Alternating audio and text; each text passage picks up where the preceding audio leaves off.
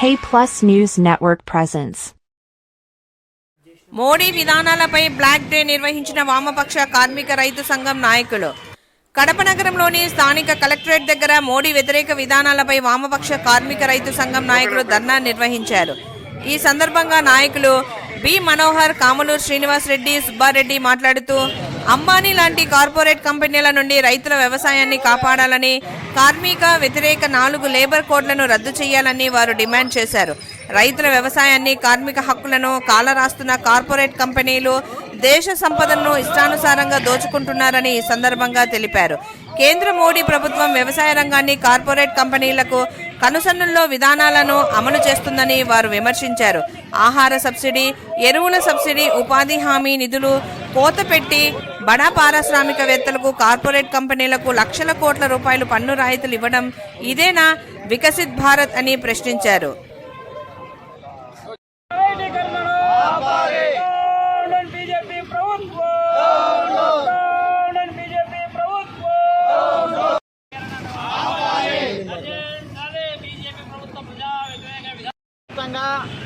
కార్మిక చట్టాలను రద్దు చేసి 4 కోడులుగా తీసుకొచ్చినటువంటి బీజేపీ ప్రభుత్వ విధానాలకు వ్యతిరేకంగా, అలాగే రైతు వ్యతిరేక చట్టాలు రద్దు చేయాలని పెద్ద పోరాటం చేశారు.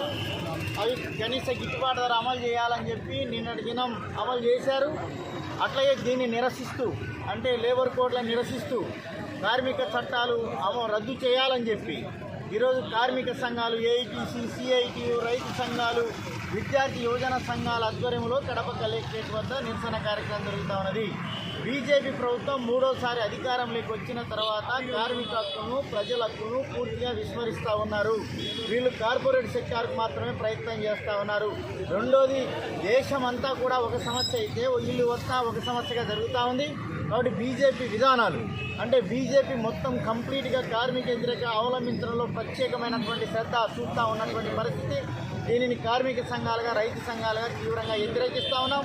దేశంలో ఈరోజు అన్ని కలెక్టరేట్ల వద్ద బ్లాక్ డే సందర్భంగా నిరసన కార్యక్రమం జరుగుతూ ఉంది. కాబట్టి ఏమాత్రం చిత్తశుద్ధి ఉన్నా కార్మికులందరినీ మొత్తం పర్మనెంట్ చేయాలి, కార్మిక చట్టాలు మొత్తం కోడ్లను రద్దు చేసి రైతులకు గిట్టుబాటు ధర కల్పించాలని చెప్పి ఈ సందర్భంగా డిమాండ్ చేస్తూ ఉన్నాం. కాబట్టి కార్మిక వ్యతిరేక చట్టాలు, రైతు వ్యతిరేక చట్టాలు వెంటనే మారుకోవాలని చెప్పి కార్మిక సంఘాల తరఫున సిఐటి, ఏఐటీసీ, రైతు సంఘాలుగా చెప్పదలుచుకున్నాం. Very good. ఈరోజు కేంద్రంలోకి 3వసారి అధికారంలోకి వచ్చిన మోడీ ప్రభుత్వం ప్రజా కార్మిక వ్యతిరేక విధానాలు అవలంబిస్తున్నారు.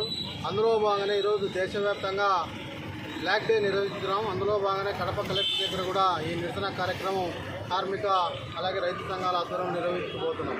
ప్రధానంగా ఈరోజు కేంద్రంలో బీజేపీ ప్రభుత్వం అధికారంలోకి వచ్చే సంవత్సరానికి 1 కోటి ఉద్యోగాలు కలుపుతామని చెప్పి 10 ఏళ్ల ముందు చెప్పినాడు.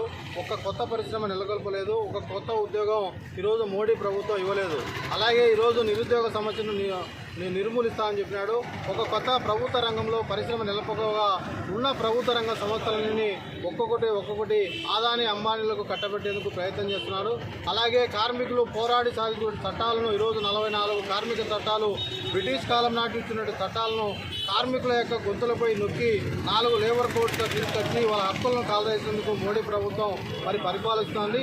ఈ విధానాలకు వెంటనే విధానాలకు స్వస్తి పలకాలని చెప్పి ఏఐటీసీ, సిఐటిగా డిమాండ్ చేస్తూ బ్లాక్ డేని నిర్వహిస్తున్నాం. 3.0 ప్రభుత్వం వచ్చిన వెంటనే ఈరోజు ఆంధ్రప్రదేశ్లో కూడా అదే ప్రభుత్వానికి సంబంధించిన కూటమి ఉన్నది. ఆంధ్రప్రదేశ్లో ఏకైక భారీ కర్మాగారమైన విశాఖ ఉక్కు కర్మాగారం ఇవాళ రాష్ట్ర ప్రభుత్వము, కేంద్ర ప్రభుత్వం ఇద్దరు లోకాయ ఒప్పందం చేసుకుని దశల వారీగా దానికి అమ్మకాన్ని పెడుతున్నారు. ఈ 10 రోజుల నుంచి ఒక తిరుమల లడ్డు మీద చర్చ పెట్టి ఎవరికి జనాన్ని నాడెంత పక్కకు మార్చి ఈరోజు విశాఖలో 1000 కోట్లకు సంబంధించిన అనుబంధ పరిశ్రమను 225 కోట్లకు అమ్మకం జరిగింది. తాజాగా ఈరోజు ఉదయం 7,000 మంది ఉద్యోగులకు హెచ్ఆర్ఏ కూడా నిలిపేయడం జరిగింది. అక్కడ కేంద్ర కార్మిక సంఘాలన్నీ కూడా అడ్మినిస్ట్రేటివ్ బిల్డింగ్ ఆఫీస్ దగ్గర సమరశీలమైన సమ్మెకి దిగి ఈరోజు అక్కడ పోరాటం చేస్తున్నారు.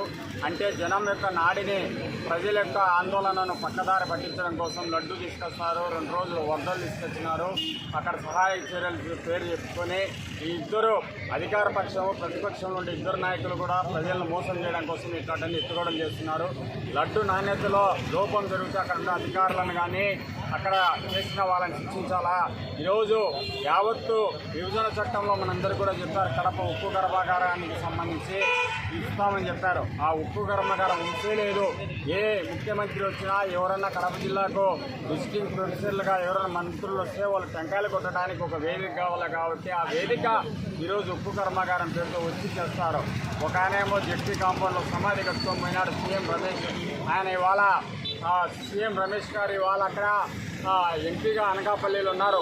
ఆయన నియోజకవర్గంలో ఉండే కేంద్ర ప్రభుత్వం అది నడిస్తే విశాఖ ఉక్కును రక్షించుకోకుండా నేను నిర్మిస్తా చేస్తానని చెప్పి సీఎం రమేష్ గారు ఎక్కడ ఉన్నారని సిఐటిగా మేము ప్రశ్నిస్తున్నాం. రెండోది, ఆ రోజు స్వామిదాసన్ కమిషన్ సిఫారసు ఉన్నాయి, అవన్నీ అమలు చేస్తామని చెప్పి సంవత్సరం రోజుల పాటు ఆందోళన చేస్తున్న కార్మికులకు, రైతులకు అందరూ కూడా వాగ్దానం ఇచ్చిన ఎన్నికల ముందు ఆ ఎన్నికల హామీ కూడా అమలు చేయకుండా ఈరోజు కేంద్ర ప్రభుత్వం కూడా ఉన్నది. ఇవన్నీ కూడా నిరసిస్తూ ఈరోజు దేశవ్యాప్తంగా ఇవాళ బ్లాక్ డేగా నిర్వహిస్తున్నాం. అందులో భాగంగానే కడప జిల్లా కలెక్టర్ కార్యాలయంలో మేము ఆందోళన చేస్తున్నాం. ఇవాళ దేశవ్యాప్తంగా రైతు సంఘాలు, కార్మిక సంఘాలు, విద్యార్థి యువజన సంఘాలు అన్నీ కలుపుకొని బ్లాక్ డే నిర్వహించడం జరుగుతుంది. ఎందుకంటే రైతు సంఘాలు సంవత్సర కాలం పాటు చేసిన సాగు చట్టాలు 3 సాగు చట్టాలు రద్దు చేయాలని, రైతాంగానికి గిట్టుబాటు ధర కల్పించాలని, రైతులకు డాక్టర్ స్వామినాథన్ కమిషన్ సిఫార్సులు ఏవైతే ఉన్నాయో అవి అమలు చేసినప్పుడే రైతుకు గిట్టుబాటు ధర కలిగి వారికి మంచి జరుగుతుందని చెప్పేసి వాళ్ళ ప్రభుత్వం మేము నరేంద్ర మోడీ మొట్టమొదటిసారి కూడా స్వామినాథన్ కమిషన్ సిఫార్సు అమలు చేస్తామని చెప్పినాడు. కానీ 3 సార్లు అధికారంలోకి వచ్చి ప్రధానమంత్రిగా బాధ్యత చేపట్టినప్పటికీ ఇప్పటికి కూడా స్వామినాథన్ కమిషన్ సిఫార్సు అమలు చేసే పద్ధతి లేకుండా ఇవాళ అదానీ అంబానీలకు తాకట్టు పెట్టేందుకు ఈ రైతాంగాన్ని మొత్తం జీవితాలు తాకట్టు పెట్టేందుకు ప్రయత్నం చేస్తున్నాడు. ఇవాళ 3 సాగు చట్టాలను రద్దు చేయడం ద్వారానే, అలాగే గిట్టుబాటు ధరకు చట్టబద్ధత కల్పించడం ద్వారానే రైతాంగానికి మేలు జరుగుతుందని చెప్పేసి మేము భావిస్తున్నాం. ఇవాళ రాష్ట్రంలో సాగునీటి ప్రాజెక్టుకు సంబంధించి ఈ మన రాయలసీమలో పూర్తిగా గత 5 ఏళ్ళు ప్రాజెక్టులకు సంబంధించి ₹1 ఖర్చు పెట్టకుండా ప్రాజెక్టులు అయితే నీళ్లున్నాయి, కానీ కింద పంట కాలువలు లేక 1 ఎకరానికి కూడా సాగునీరు లేదు. కాబట్టి రాయలసీమ ప్రాజెక్టులన్నింటినీ కూడా తక్షణం యుద్ధ ప్రాతిపదికన పూర్తి చేసి పంట కాలువలు నిర్మించి రైతాంగానికి నీరు ఇవ్వడం ద్వారానే రైతులను పంట కట్టేందుకు అవకాశం ఉంటుందని ఇవాళ మనం చూస్తున్నాం. అక్కడంతా వరదలు పోతున్నాయి. మనకు ఎక్కడే కానీ వర్షం పడలే, మొత్తం వేసిన పైర్లన్నీ ఎండిపోయి మనం పైర్లన్నీ పాసుకోవడం జరిగింది. కాబట్టి ఈ ప్రాజెక్టు యుద్ధ ప్రాతిపదికన పూర్తి చేయాలని చెప్పి ఆంధ్రప్రదేశ్ రైతు సంఘం